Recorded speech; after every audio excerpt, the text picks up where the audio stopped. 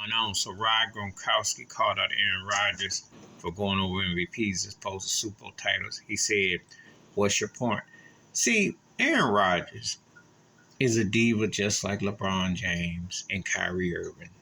And I'm talking about how they selective what they do in terms of their play. I'm not talking about things, you know, but I got a bigger problem with Aaron Rodgers, but he's got the complexion for the protection, for the direction, for the conditions, because he gets handled with kitty gloves. Even though all three men got rings and have been successful in their own thing.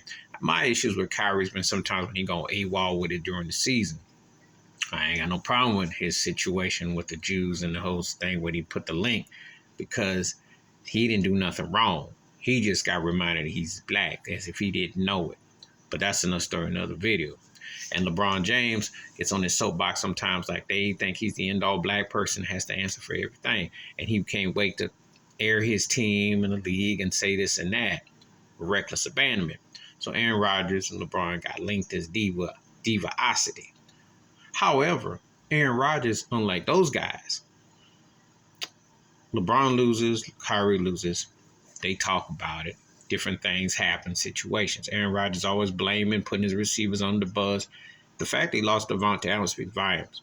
He also is annoying, like Novak Djokovic, the tennis player, great.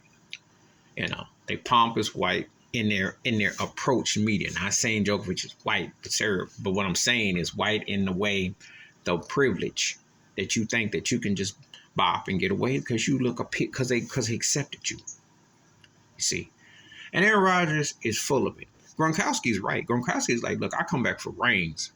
That's what it should be at a certain age and time. You didn't already, Aaron Rodgers talking about MVP work. Man, you need to come back and say you should win a ring.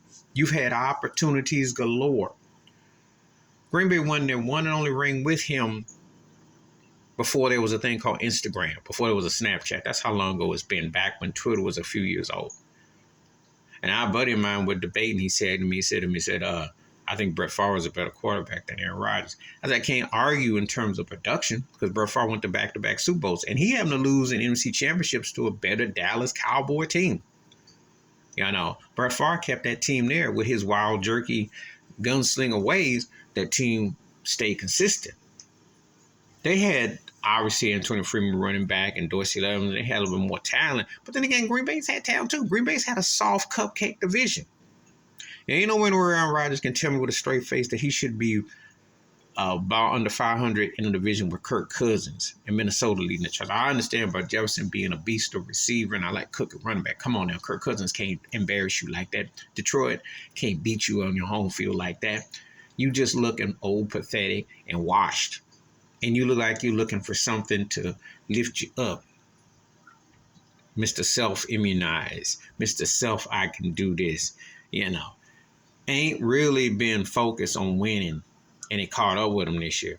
Them 12, 13 wins they get yearly is cute and it's stat padding, but he don't do nothing come postseason. It lost to Frisco last year. Jimmy Garoppolo can't even throw his body weight, half of his body weight, and beat you in your own backyard. The embarrassing loss in Seattle for the NFC Championship game.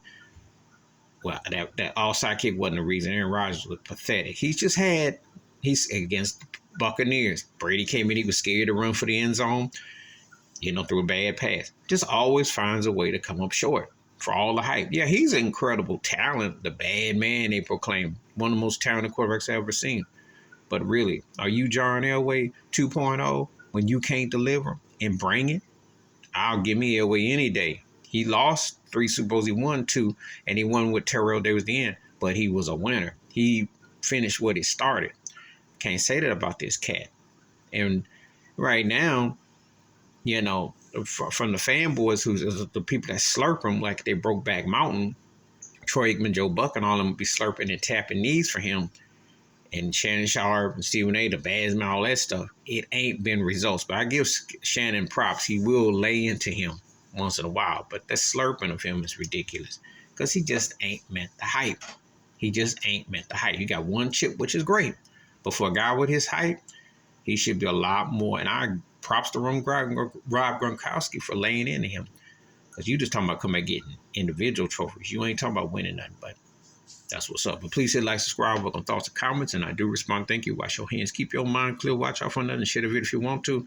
And I am tired of talking about Aaron Rodgers. I don't care if he come back or not. He been stinking it and underachieving for all the hype he get. That's another white boy with privilege who ain't meant the hype. I'm out.